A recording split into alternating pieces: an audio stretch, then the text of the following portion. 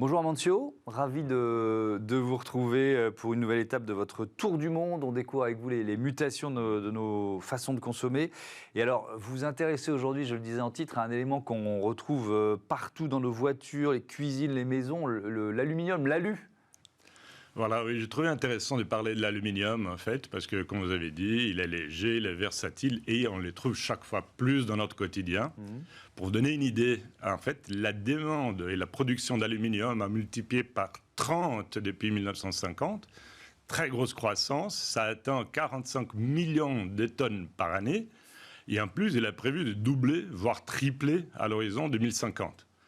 Le problème, il y a toujours un problème, Bah oui. mais le problème, c'est que la production de l'aluminium, elle a un impact significatif sur l'environnement. Pour donner une idée, 3,5% de l'énergie globale est consommée dans sa production, en générant 1% des émissions de CO2. Pour donner une idée aussi, pour produire une tonne d'alu, il y a 280 000 mètres cubes de gaz qui sont produits. 280 000 mètres cubes de gaz produits, ok, voilà. c'est impressionnant. Et donc, ouais, c'est énorme. Et c'est là où, quand on voit une augmentation de la demande avec un impact significatif sur l'environnement, c'est là où c'est impératif de maximiser les recyclages ou les traitements de l'aluminium dans l'économie circulaire. Et ça, c'est un atout de l'aluminium, ça. Voilà, l'atout de l'aluminium dans l'économie circulaire, c'est un très bon point, c'est qu'il peut être recyclé à l'infini, en utilisant seulement une toute petite fraction de l'énergie qui s'est consommée à la base quand on fait la production primaire, ça veut dire 5%. Donc c'est juste une petite fraction. Ouais. Est-ce que ce potentiel de recyclage de l'aluminium, il est suffisamment utilisé aujourd'hui ? La filière de recyclage d'aluminium, elle est bien établie, il n'y a pas de doute. Par contre, il y a toujours de la marge. Pour contextualiser un peu, le taux de recyclage, à travers le monde, ils vont varier entre 34% et 70%. Si on regarde de notre angle, par exemple en Europe, aujourd'hui, 51% de l'aluminium produit, il vient déjà de recyclage. Ouais. Et aussi, ça varie selon les secteurs, parce que l'aluminium a cette utilisation très large. Donc, par exemple, avec les secteurs de boissons en canette, on va avoir des pays comme le Brésil qui se recycle à 98%, le Japon à 77% et les États-Unis à 55%. In fine, il y a de la marge encore pour augmenter le recyclage de l'aluminium. Alors, c'est quoi les défis pour augmenter justement ce taux de recyclage ? Les défis, ils se trouvent au niveau du consommateur et aussi du traitement. En fait, quand on va au niveau du consommateur, parfois, ils vont choisir de ne pas faire les tri, juste pour une question de praticité et convenance. Et aussi, il y a des efforts à faire dans la collecte sélective. Au niveau des traitements, parfois il y a des limitations des coûts techniques qui ont fini à avoir les déchets d'aluminium qui sont partis dans les décharges ou ils sont recyclés dans un mélange qui c'est en fait un downcycle, c'est ce qu'on appelle, que c'est un aluminium de moindre qualité. D'accord. Comment on peut augmenter le volume, mais aussi, vous l'évoquez, la qualité du recyclage de l'aluminium ? Voilà, là, je crois que c'est très important d'avoir un très bon alignement de tous les acteurs de l'économie circulaire. Quand on va parler des consommateurs, par exemple, il y a des idées, comme par exemple l'idée des dépôts, pour avoir une motivation financière pour les consommateurs d'amener au recyclage séparément les déchets d'aluminium.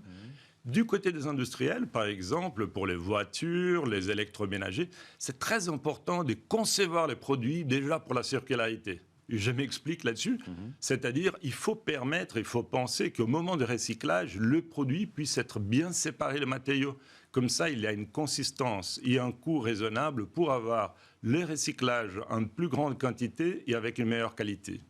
Est-ce que l'innovation technologique est déjà à l'œuvre ? Oui, bien évidemment. Je crois que dans toutes les chaînes de l'économie circulaire, là, on peut utiliser par exemple l'automation des infrastructures de tri, où on peut augmenter la quantité traitée et la qualité aussi. Là, je peux donner même des exemples de sociétés qui sont actives dans ce secteur, parce que là, c'est-à-dire on peut travailler dans la robotisation avec des senseurs, des rayons laser, des rayons X, en fait, pour justement travailler toutes les étapes du tri juste avant les recyclages. Alors, il y a une entreprise finlandaise, par exemple. Ouais. Il y a l'entreprise finlandaise qui s'appelle Zen Robotics, en fait, qui automatise complètement les tri et ça augmente exponentiellement en fait les volumes traités avec une très belle qualité. Et il y a une autre société aussi, que c'est intéressant de mentionner, norvégienne d'un C4, Tomra, qui elle, avec des senseurs, elle arrive à identifier la densité de déchets d'aluminium et donc les tri déjà donnent une très bonne consistance, ce qui va être envoyé au traitement. Alors, un mot de conclusion sur nos capacités à utiliser de plus en plus cet aluminium recyclé. Qu'est-ce que vous diriez en conclusion ? Je crois que l'aluminium, c'est clair, il est polyvalent et son utilisation peut être maximisée dans l'économie circulaire. En revanche, dans les contextes que j'ai mentionnés d'une augmentation de la demande, il faut vraiment utiliser et travailler sur les 3 R de l'économie circulaire. C'est-à-dire, dans la mesure du possible, de réduire la production d'aluminium, augmenter la réutilisation de produits en aluminium pour pouvoir augmenter les taux d'aluminium recyclable dans la production totale d'aluminium. Merci beaucoup Amancio Sampaio, régulièrement dans Smart Impact pour nous faire découvrir les mutations de nos modes de consommation ici, mais surtout un peu partout sur la planète. On passe à notre débat pour un sport plus vert à l'approche des grands événements sportifs internationaux. Il y en a beaucoup qui vont avoir lieu en France dans les prochaines années.